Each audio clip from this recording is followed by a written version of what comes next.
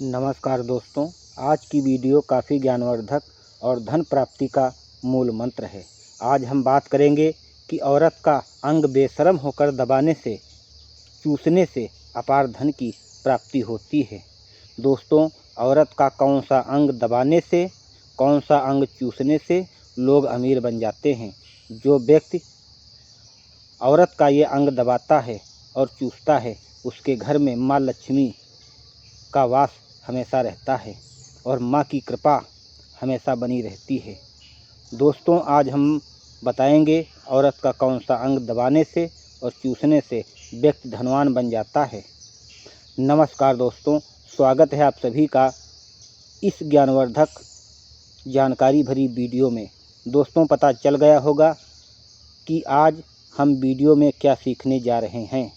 दोस्तों, हमारे YouTube channel को सब्सक्राइब करें, कमेंट बॉक्स में जय बागेश्वर धाम ज़रूर लिखें।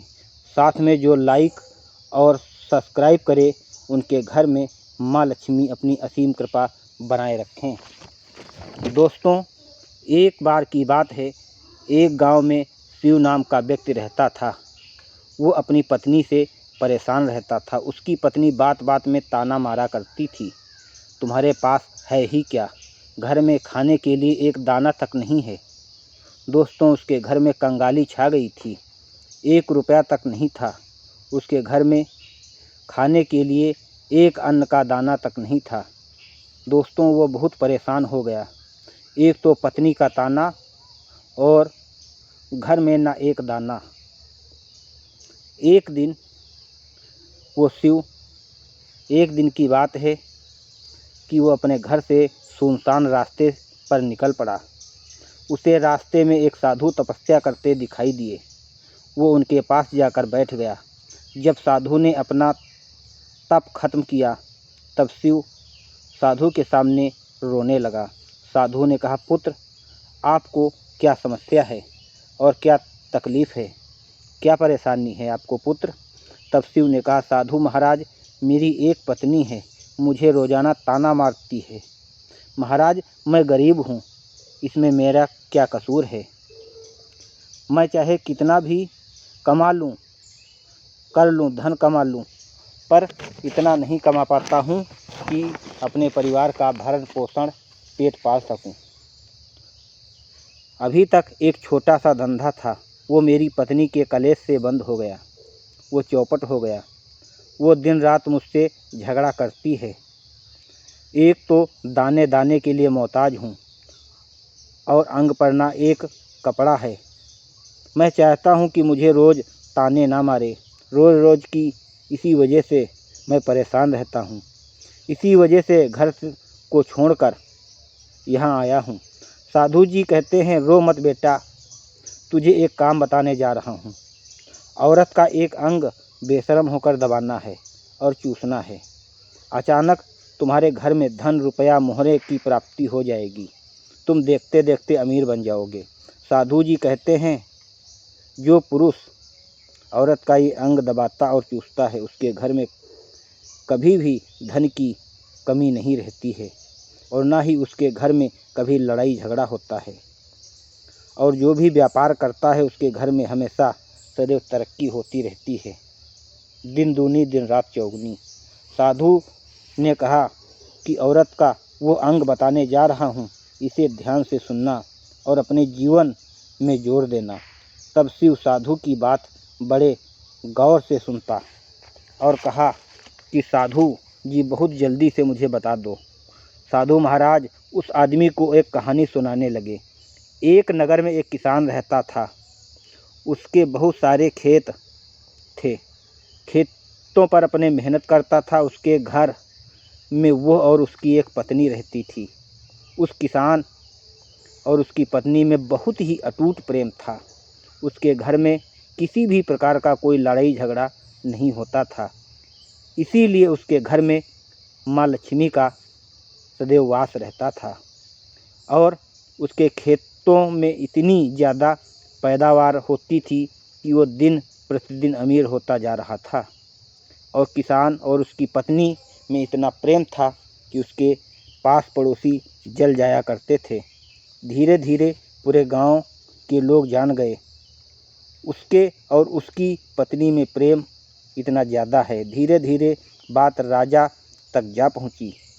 उस किसान और उसकी पत्नी में इतना प्रेम है, राजा उसकी तारीफ़ करने लगे और सबसे बताते हैं कि हमारे गांव में एक किसान है, उसकी पत्नी है, दोनों में कभी लड़ाई झगड़ा नहीं होता है और ना ही लड़ाई झगड़ा करते हुए देखा है।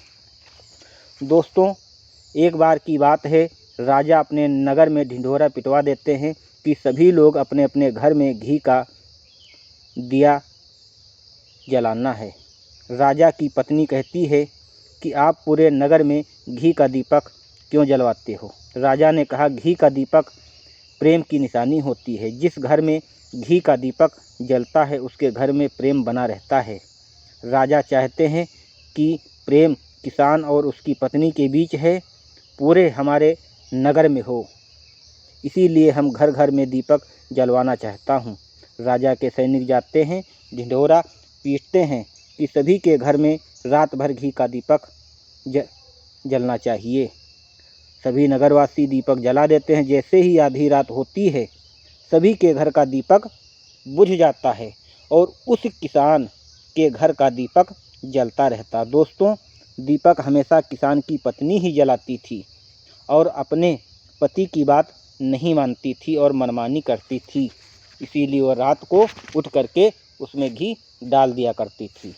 उसका जो भी मन करता था वो वही करती थी, लेकिन किसान को इस बात को लेकर कोई दिक्कत नहीं थी, क्योंकि किसान काफ़ी समझदार था। वो सोचता था कि कोई रोक टोक करूँगा तो बेवजह से लड़ाई झगड़ा होंगे।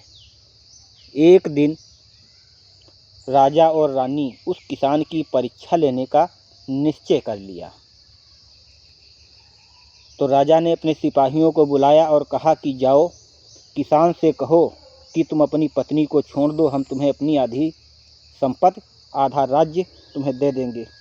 सिपाही वहाँ से जाते हैं और किसान के घर पहुँचते हैं और किसान से पूरी बात बताते हैं। तो किसान ने कहा कि जाओ, राजा से कह देना कि हमको न तुम्हारा राज्य चाहिए, न तुम्हारी आधी संपत्ति चाहिए, हमारे पास जो भी है हम उसमें खुश हूँ। तो सिपाही जाते हैं, राजा को पूरी बात बताते हैं। दोबारा पुनः रानी साहब अपने सिपाहियों को बुलाती हैं और कहती हैं कि जाओ, अब केवल पत्नी से मिलो जा कर के उसकी, किसान की। तो सिपाही जाते हैं, किसान की पत्नी से मिलते हैं, कहते हैं कि रानी साहब का हुक्म है तो हम आपसे मिलने आया हूँ। तो किसान की पत्नी कहती है कि बताओ, रानी साहब ने हमारे लिए क्या संदेशा भेजा है? तो सिपाही कहने लगे कि रानी साहब ने कहा है कि अगर अपने पति को तुम मार दो, रात को अपने पति को आज मार दो, तो रानी साहब अपनी आधी संपत्ति तुम्हें दे देंगी। तो किसान की पत्नी कहने लगती है कि ठीक है, आज हम रात को मार देंगे। तो सिपाही कहने लगते हैं कि हमें पता कैसे चलेगा? तो किसान की पत्नी कहने लगती है कि जो घी का दीपक जल रहा है उसे हम बुझा देंगे, तो समझ जाना कि हमने मार दिया है। तब सिपाही आए और रानी और राजा को दोनों को पूरी बात बताई। तो राजा ने पुनः भेजा और कहा, जाओ किसान को बुला लाओ, नहीं तो वरना ये शाम को किसान को मार देगी। दोस्तों, जब सिपाही दोबारा जाते हैं, तुरंत जाते हैं उसी पैरों से, तब देखते हैं कि किसान मरा पड़ा था, उसका कत्ल कर दिया। तो किसान की पत्नी से पूछा, हमने आपको रात को मारने के लिए कहा था, तुमने अभी मार दिया। तुरंत राजा ने उस किसान की पत्नी को बुलाया और पूछा कि ऐसा आपने क्यों किया? तो किसान की पत्नी ने कहा, हम उसके 2 गंदे कामों से परेशान थी, हम कोई विकल्प ही ढूंढ रही थी कि उसे कब और कैसे मारें। तो राजा ने आदेश दिया कि तुरंत बताओ वो क्या 2 गलत काम करता था आपसे। तो किसान की पत्नी कहने लगी, एक तो मुझे वो नाक के ऊपर दबाता था, अपने हाथों से नाक के ऊपरी हिस्से को दिन में 2-3 बार दबाता था और कान के पीछे का हिस्सा वो चूसता था।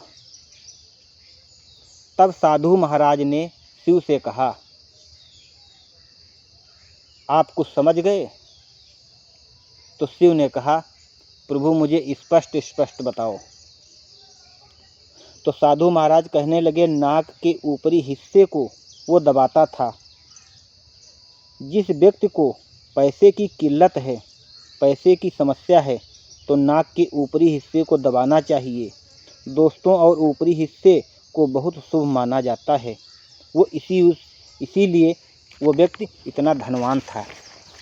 और दूसरा है, जो व्यक्ति कान के पिछले हिस्से को चूसता है वो व्यक्ति धनवान बन जाता है, क्योंकि कान के पिछले हिस्से में माता लक्ष्मी का वास होता है। लेकिन किसान ने एक गलती किया था। ऐसी बात अगर होती तो अपनी पत्नी को बता देना चाहिए था। किसान की इतनी गलती थी, इसीलिए वो पत्नी ने मार दिया। लेकिन दोस्तों, आप अगर ऐसा करना तो अपने पत्नी को बता देना, अन्यथा कोई कुछ भी वो कर सकती है, कोई झगड़ा कर सकती है, कुछ भी कर सकती है। दोस्तों, आप देखते देखते इतनी तरक्की करोगे कि आसमान की सभी बुलंदियों को छू लोगे। दोस्तों, इसी के साथ हम वीडियो से विदा लेते हैं और मिलते हैं अगले वीडियो में। माँ लक्ष्मी से कामना करते हैं कि आप पर वीडियो देखने वाले को अपनी हमेशा दया दृष्टि,